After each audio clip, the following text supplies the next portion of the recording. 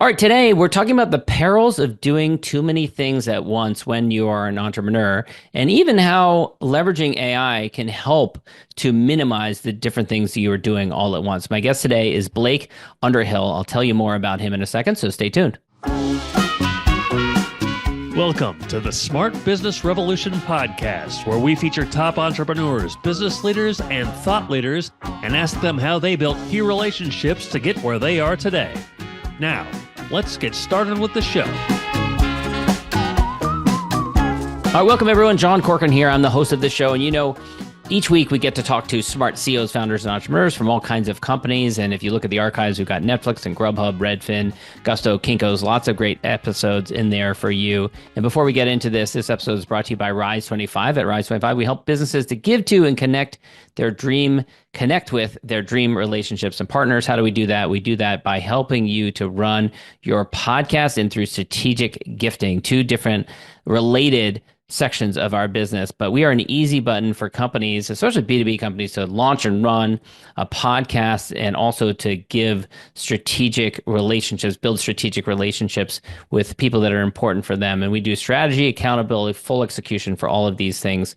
And so, I know Blake, we've talked about this before, the importance of relationships throughout our career. And I like to think that what we do here at Rise 25 is kind of like we're the team of magic elves that allows people, to do that work, to make it look easy for them to build relationships, just like we're doing here today, or strengthen relationships, just like we're doing here today. So if you want to learn more about what we do, you can go to rise25.com or email us at support@rise25.com.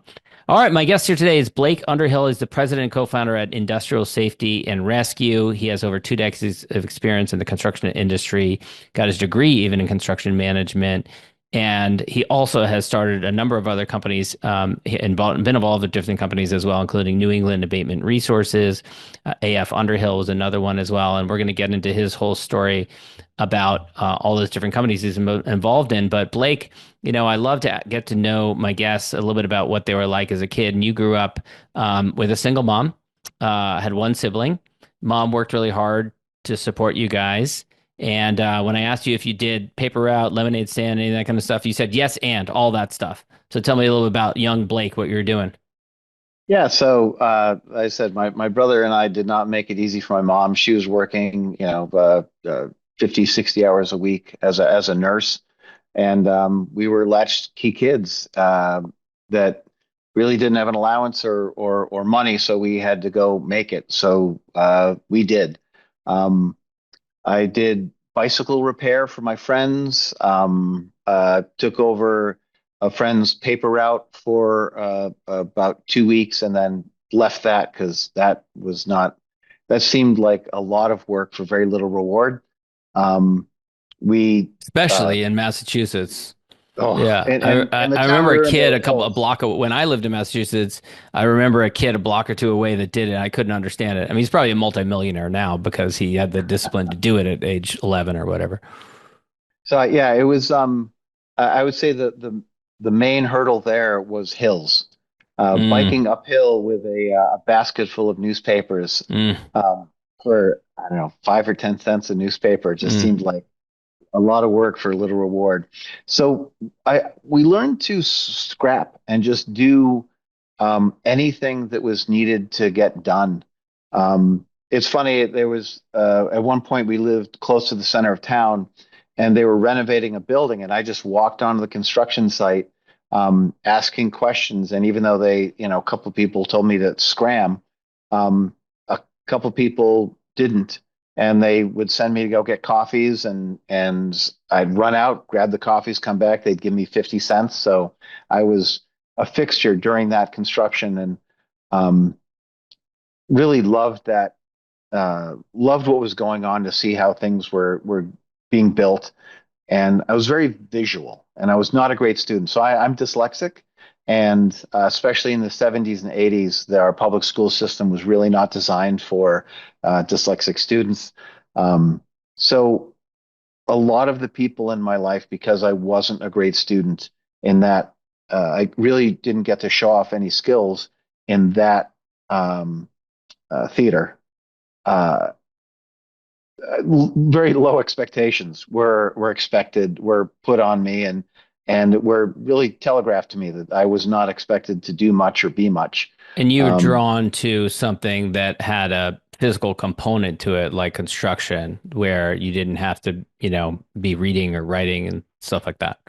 well, and it's also very three dimensional, and Mm. I've definitely learned throughout my life that I'm a uh, I s- looking at things three dimensionally. Actually, we'll get to it later, but I studied architecture for about a year and a half, um, and I found that one of the skills I have is I can look at blueprints and see the three dimensionality of it, even though it's a two dimensional surface. And no one, no one explains what skills are special to you. Mm. That's one of the challenges in life You got to is you have to discover them later. discover. Yeah. Right. So there's Yeah. things that you assume that what you see is what everyone else sees, and then later on you kind of find out like, oh, Oh you no. don't see that. Yeah. Yeah. I look at it, And it's just a even flat piece of paper with a lot of lines on it. right. And even people in architecture school would look at two-dimensional drawings, and I'd be like, well, I'd be able to talk about the space and the volume and how things moved, and you could move throughout spaces. And people were like, well, wait. And I'm like, what do you mean, wait? It's like, it's right there. You can't, like, Hmm. I just assumed that other people thought like I did. And I was aware I was dyslexic. I was aware that I was not a great student, that I had these problems. I couldn't spell. I transverse letters. I had all these other very classic dyslexic issues. And so what I kind of internalized was that I was broken and that I wasn't good at things. And what happens is in school is they tell you to really work hard on the things you're not good at. Oh, And when isn't that you're the worst, right? Instead of doubling down on the things that you are good at. right, and so when you're dyslexic, it's like you can't you Yeah. can't solve dyslexia by just like working harder at it. Yeah. Um, and then, but the good side of it is because I had to get through school, I had to get through these things. It builds up your coping skills, your mechanisms, Which I think and is why so many entrepreneurs are dyslexic. exactly it you see the world differently and you behave in the world differently. And like one of the things I learned, which I still use today, is that be the first one to raise your hand. If you're the kid who always raises your hand, the teacher never calls on you. So even though I didn't know the answer, I would raise my hand because I knew the teacher would always go to the except there was one or two students that would one or two teachers that would call on that student. So I knew in that class not to raise my hand. So These are all the coping skills you're talking about here. exactly. You learn how to read people. Learn how to adjust. And I got into theater, and I did well in theater because I learned that if I was outgoing, people didn't question me. So Mm. that was my defense mechanism. Mm. So I don't I don't have a fear of public speaking. I say, and I've been challenged on this, and I think I've met the challenge every time.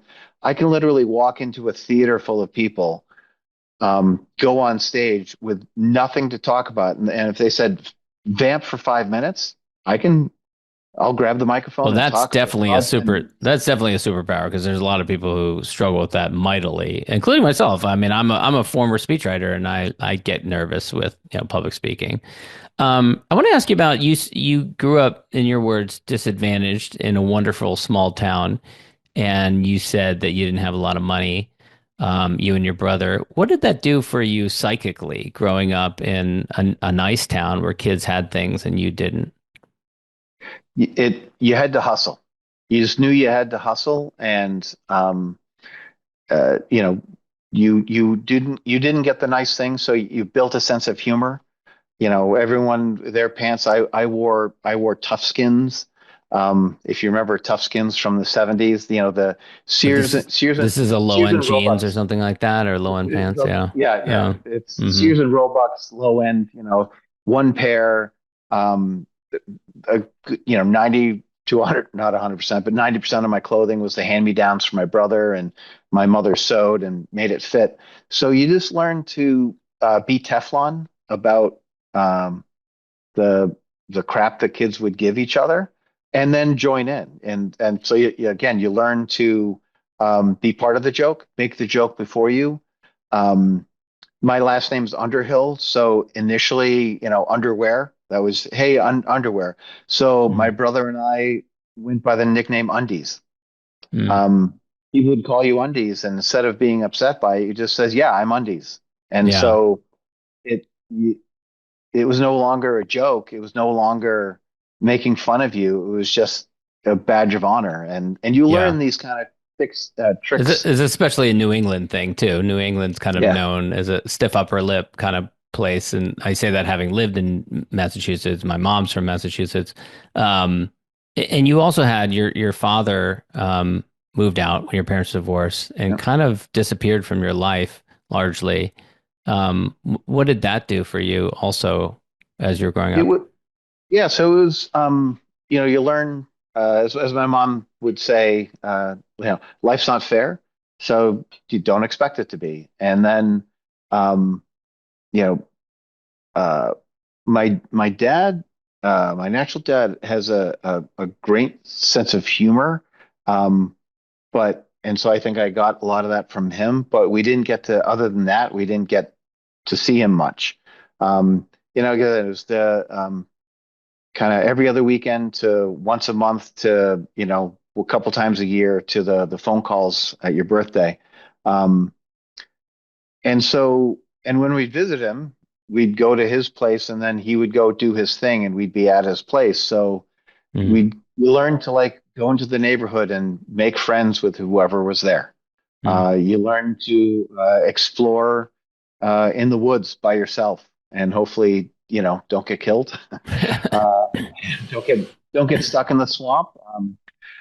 Uh, but you learned independence because uh, Yeah, and just make do with whatever you had. right. So definitely survival skill. You end up having you had a landscape company through high school and college. You had residential accounts, you had commercial accounts, but you didn't have any entrepreneurs to look up to. Although your mother ended up remarrying, and your stepdad actually had a business, right? Yeah. So when I was 12, my mom remarried, and our economic situation changed in many ways. We went uh, from kind of disadvantaged to a very advantaged situation. But Oh, again, she married up, huh? she definitely married up to a, a great provider. But he was a Depression era baby.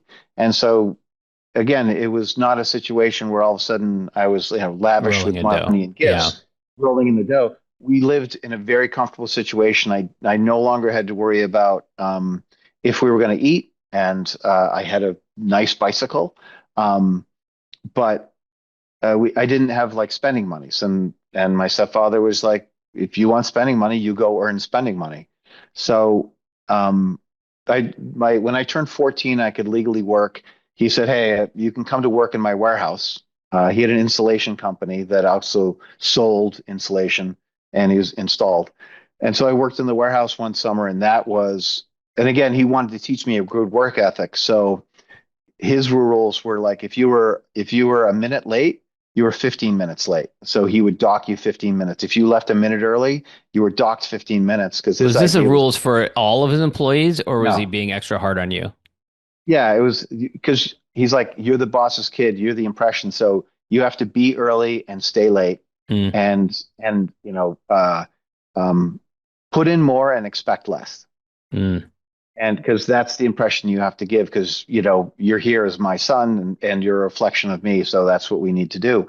And I, as an adult, I understand that, but as a kid, that sucked. Yeah, yeah, for sure. Yeah. Yeah. And he definitely, and the pay was not great, and after, especially after taxes and all of that. So the following summer, um, a friend of mine's father needed some yard work done. So it was a female friend, and so my best friend at the time and myself, he had these pine trees that had dead wood. He wanted the trees trimmed, so did that. We climbed trees. We had little hand saws. Did stupid stuff without any safety gear. Hmm. And then we spread mulch and we trimmed bushes. We cut down trees. And then the neighbor needed the same thing, so we did that for them. And then the next neighbor needed the same thing, so we did that for them. And then we put an ad in the paper, and we started getting phone calls. Mm. And we were just like two kids, literally with no vehicle.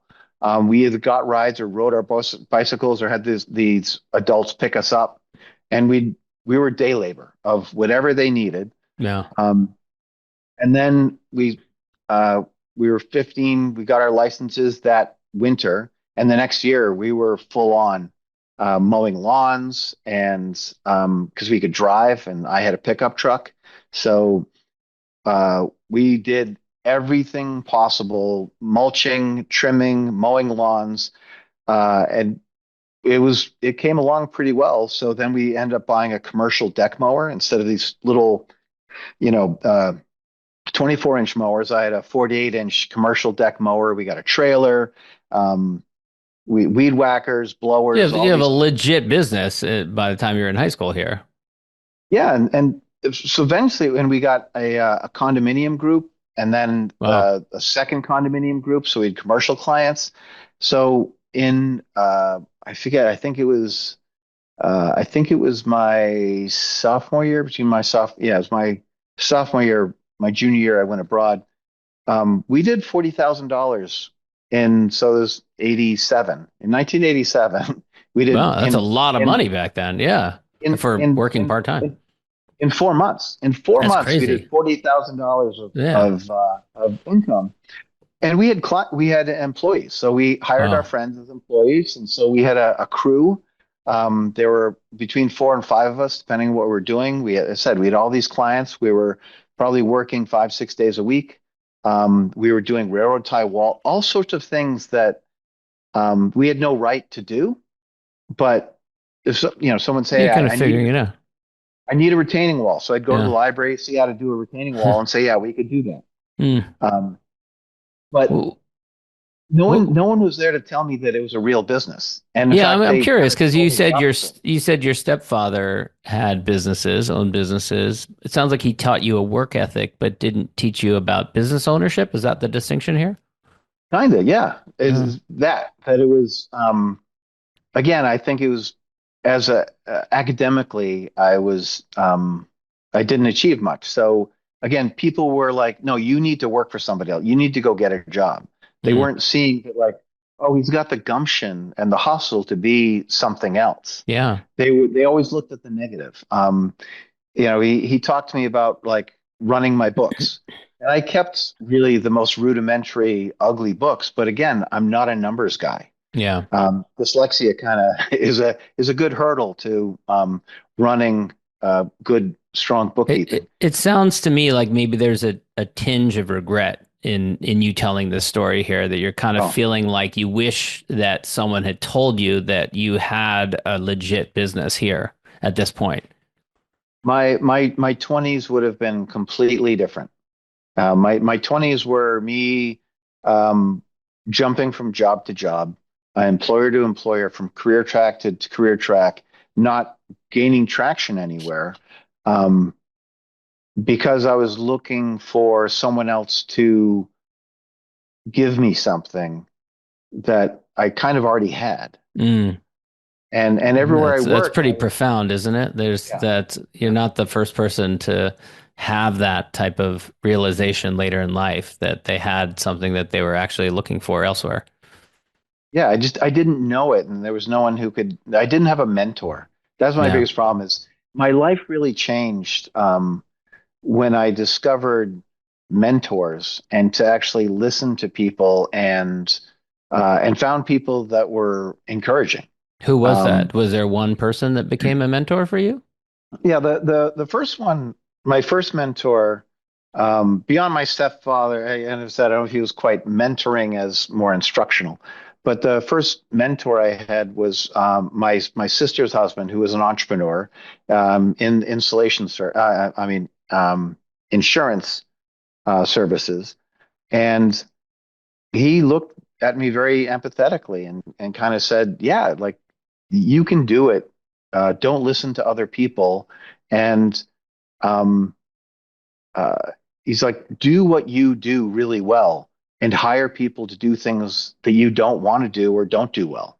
And Mm, I was like, well, it was the first time anyone told me to like focus on the good the and strength. ignore the bad. Yeah, Yeah. focus on your strengths and like leave the weaknesses behind. There's other people. That's their Right. strength. And let them do it.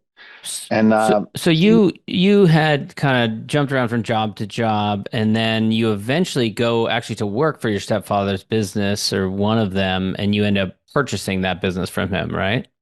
right. So in my later 20s, I moved to New York. Worked for a real estate firm that was doing. I was a project manager in their construction division. They sent me to NYU, where I got a diploma in construction management. Met my now wife. We moved, and at that point, my stepfather was diagnosed with cancer, and I was the only one of the kids. I have a natural brother and three step siblings. I was the only one in construction, so he asked me to come back and start working in the business. He had three businesses: New England Insulation, New England Abatement Resources, and AF Underhill. I came in. My last name's Underhill. It was kind of a natural thing. And I came in and took over AF Underhill and bought that from him. Um, and as time progressed, When you stepped into that business, what condition was it in? Did you find that it was well-oiled machine, or was it something where like, you were like, oh, I would do all these things differently? What was that dynamic like for you while your stepfather's also, dying of cancer? it was it had a person managing it, and they did a good job. I mean, I wouldn't call it a well-oiled machine, but it was a good machine. It was a really good team, very strong team. They had three different divisions, and and when I came in, it was more of like learning the business, that aspect of the business. Like I knew construction, but there was the specialty subcontractor doing three specialty niche work. So learning that, gaining the respect of the team, working with the team. Um, and as I was doing that, and I think did that fairly successfully, my father asked me to, stepfather, call him my father, but my Mhm. stepfather asked me to um, get involved in the other businesses. So I became the COO of New England Insulation and New England Abatement Resources. So I was running those two businesses for my family and running AF Underhill for myself. Got it. And then um, tell me what happened then, because your stepfather passed away, but your step siblings and your natural brother became the board of directors that you had to report up to for Yeah. AF Underhill. Yeah. So my mom was still alive. And then my three stepsiblings and my natural brother, pretty at this point, we're all siblings. So I feel weird calling them the step siblings because at this Yeah. point, we're all siblings. Um, but they were my board of directors. They weren't in construction. Construction is all about risk management, so it's very risk oriented. Um, that's not something that they were necessarily super comfortable with, even though that was my background. And uh, so it was a very uncomfortable situation where I was kind of, before I was free to do whatever, and now I was like reporting to people. And um, one of my big motivators is kind of freedom from Mm, judgment and all that. So reporting to someone is not, after not having to report to people, was not yeah. something that I was super happy with. Um, and so I bought New England Abatement Resources, which is a smaller company. The New England Installation was doing, 15 to 20 million a year. New England Abatement Resources probably two or three. So I bought that company. And at the same time, I met my partner on the safety business. Mm, So we did a lot of our work was for power plants, okay. industrial, more very very industrial focused. And so one of the plants we were working for that was very friendly with the plant manager, and they had these safety needs. They needed this safety professionals on site to do safety walkdowns and have standby rescue teams. The company that was providing that service was going belly up, and their site person, they really liked him. So they said, "Hey, would you hire him um, and just keep him on at least for this outage?" And I met with him. He's a great guy and had, really knew that aspect of the business. And I was like, "Hey, these are our current client base, which is power plants, need this service. This would be a great division of the insulation company." I went back to the board of directors. They disagreed. They felt it was kind of off brand, and we, disagreed because I was like, our current customers want us to provide a service. Let's provide that service. And like, no, Hmm. we're an insulation company, not a safety company. So I said, you know what? Let's split. So I made the safety a division of New England Abatement Resources. I took that and I left the insulation company. They hired a new president, and I had a good transition. I didn't leave them in the lurch. They didn't kind of fire me the next day, so it worked for everybody. And And I was and able to AF launch. Underhill was what happened with AF Underhill? So in 2010, so I think everyone kind of remembers 2008, who lived with it. Yeah. The impact of 2008 on the construction industry happened later because the Mm. lag time of Mm. contracts and everything. So in 2009 and 2010, one of our divisions, we did a lot of supermarket renovation, and we were basically one of three bidders for two or three different supermarkets. And we were the same three guys chasing this work. And all of a sudden it went to 13 bidders, Mm. and work was selling below my cost. And so a good almost half of my business evaporated Mm. almost overnight. Um, and so, and I didn't react to that nearly fast enough. So that was quickly going down the tubes. And luckily, through help support from my forum mates from my EO forum mates, um, I was able to find a buyer and was able to sell that business, and get out before it took the whole ship down. And But it was so, definitely. and you've said that New England Abatement Research. So at this point, I think you have three businesses at this point. The new safety So, division, you got NEAR, the New England Abatement Resources, and you've got AF Underhill. But then it goes so down to two. yeah, so I was running all three, owned one of them. One of them went down, so now I'm running two. I bought one of those, and then created a Okay. division within that. So Okay. a lot happened in 2010, 11, and 12. A lot happened in my Yeah. life. Yeah. And In in my and then yeah. construction as well. Oh And yeah. so I'm sensing a repeating pattern here, which is having a lot of balls in the air, multiple businesses. And we teased at the beginning the idea of using AI to minimize the number of balls that you have in the air. So let's talk a little bit about that. How are you utilizing AI? This is a bit fascinating to me because, Yep. I mean, we are a digital remote first distributed workforce, my company. And so I can see the application for AI for that, but you have more of a brick and mortar traditional type of, business. How are you leveraging AI today? So it first started, I would say, probably a year, probably maybe a year, maybe a little more than a year ago.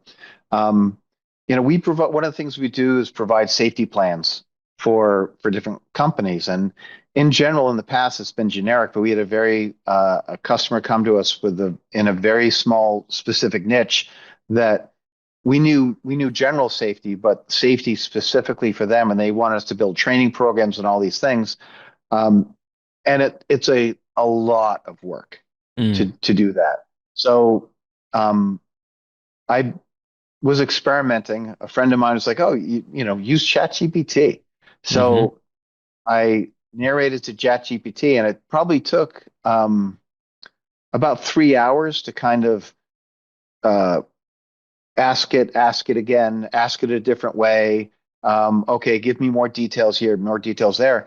And after about 3, 4 hours, I had a 10-page safety manual, very specific for this one trade. Um, I had to do the proofreading, but it was 70% of the work, which probably would have taken me 3 days, Mm. was done in 3 hours. Wow. And then I spent another probably 2 or 3 hours proofreading, Um, but again, asking ChatGPT for, you know, references like, okay, you said this, give me the OSHA standard that you're referring to. Yeah. It maybe misinterpreted things here and there, but I had to reinterpret. But things that would have taken me 4 or 5 hours were taking me half an hour. Wow. So that the return on speed, it can it can. I'm a safety professional. I spent a lot of time, but I don't memorize. Spending time to memorize the OSHA standard is a waste of time. Yeah. ChatGPT can search that stuff instantly. Yeah. You need to reaffirm. But now I know where to go in the OSHA standard to make sure Yeah. that it is quoting the exact thing I'm looking for. Yeah, and Um, some of these are like I'm a big fan of Perplexity because they have citations in there. I don't know if you've played around with that, but it has little links, and you click on the link, it'll take you to the standard if it's something is well, referencing. I'm starting now because again I've been using ChatGPT. People are now like, well, you should. I was again referring to other AI because that's what I need to do is find other AI that gives me those reference points. Yeah. I'm currently writing. Last week or 2 weeks ago now, we had some major construction incidents happen based on some windstorms we had, leading to one fatality. And I'm Ooh. writing a safety article about that. So, like pulling up wind standards. Well, OSHA doesn't necessarily have the standards. Those are ANSI standards, and there's substandards other that OSHA refers to. But pulling all those details out to make sure that I'm quoting the right thing the right way, it's been really helpful. But having Yeah. an AI that will give me those reference points um, will makes it faster. And just to get back to the original topic we teased, of the idea of like it's how distracting it can be to have multiple different businesses you're running at once. Really, kind of the perils behind that is that there's only so many hours in the day. You can't manage and keep an eye on these different things. But if you're compressing down 3 days of work down to a couple of hours, then suddenly it makes managing different businesses more manageable, or serving different verticals, serving different niches, because you can spin up a report that's unique to a particular industry a lot quicker than you could have before.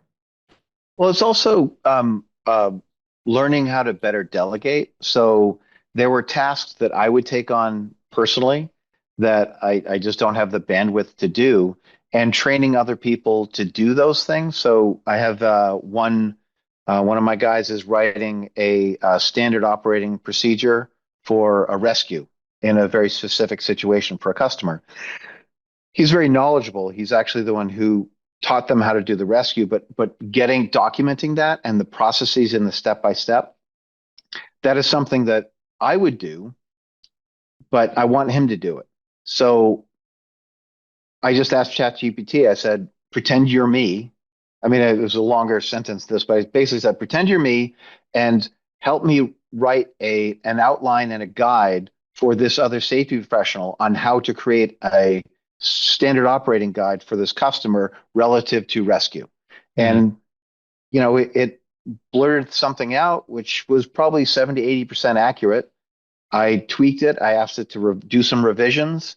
Then I put it in a Word document, made some additional tweaks, and sent it to this guy.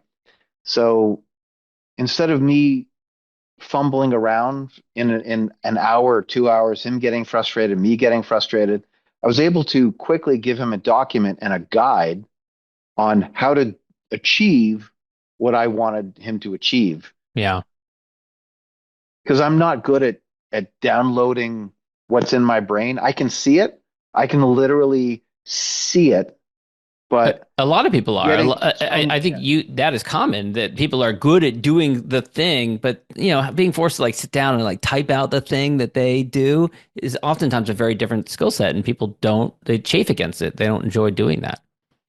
I've always been really bad at delegating, and one of my goals this year is to become a lot better at it.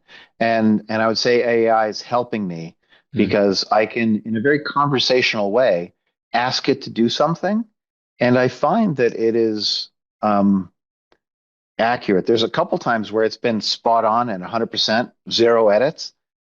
Usually I need to make some edits, but something that would take me an hour or two, or even longer because it frustrates me, and so I put it off, I'm able to put out in 5, 10, Yeah. 15 minutes um, with a just blurt out what I want to AI. It gives me something that is really close enough. Yeah, pretty amazing. I even like a plan of like different tasks and who it should be assigned to, which is really cool as well. It can help, which can help with delegation as well. Blake, I know we're almost out of time, so we'll wrap there. But my last question is my gratitude question. So I'm a big fan of practicing gratitude, and I just would love to know from you, are there any particular peers, contemporaries, mentors who've been important in your life that you would want to shout out, thank? So, I mean, there's the discovery of mentors in my life, and I've had several that has helped make me who I am. But the one particular scenario was we talked about AF Underhill, and when it got into crisis mode because we lost all this volume in work, um, I'd gotten to a point where I was in pure panic mode because the company really was circling the toilet bowl, was going down quick.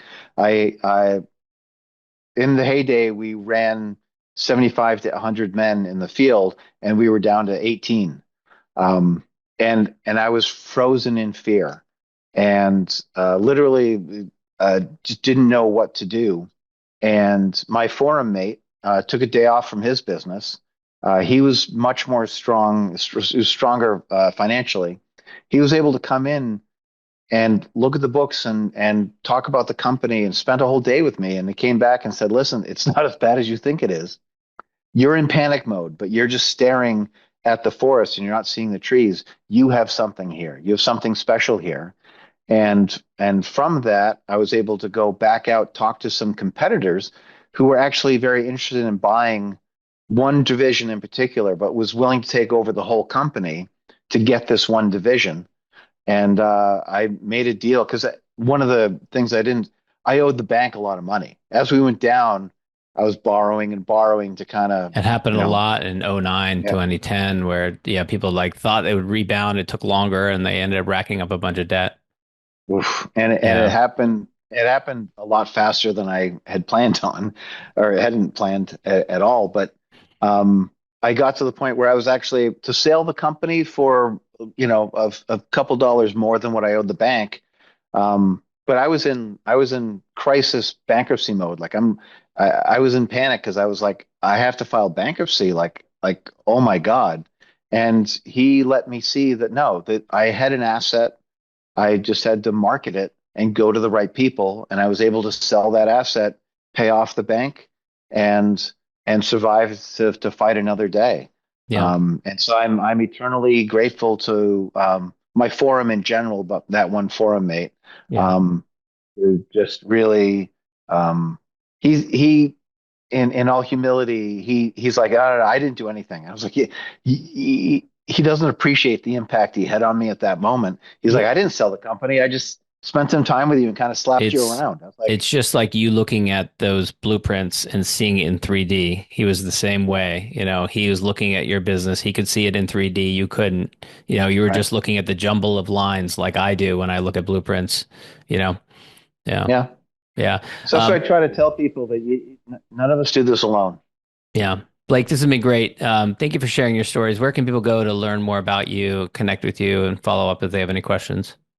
So there's LinkedIn or my website, industrialsafetyrescue.com, is the best way to find out what we do and reach out to me. But and then my email is bunderhill@industrialsafetyrescue.com.